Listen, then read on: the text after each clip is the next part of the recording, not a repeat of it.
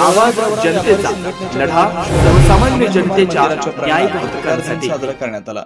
यावेळी व्यापारी संघटनेचे अध्यक्ष सतीश वाळुंज, कार्याध्यक्ष तथा माजी नगरसेवक विश्वास कडू, संघटनेचे उपाध्यक्ष अशोक गाडेकर, सचिव संजय हुडे, संघटक सूर्यकांत लासूरकर, अविनाश मुसमाडे, प्रसिद्धी प्रमुख जालिंदर मुसमाडे उपस्थित होते।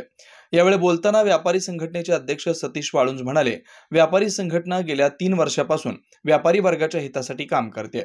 देवळाली शहरातील पत्रकारांनी सतत व्यापाऱ्यांविषयी आपलेपणा जपलाय।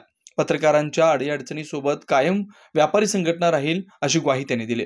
यावेळी पत्रकार रफिक शेख, अशोक काळे, गणेश अंबिलवादे, विलास कुलकर्णी, गीताराम शेटे, राजेंद्र उंडे, चंद्रकांत लासूरकर, सोपानराव चौधरी, श्रीकांत जाधव, ऋषी राऊत, नाना उंडे, पप्पू चित्ते, खालील शेख तसेच सनी मुथा, महावीर गदिया, गोरख टिक्कल, विशाल कडू, नवनाथ काळे, सुदाम भागवत उपस्थित होते।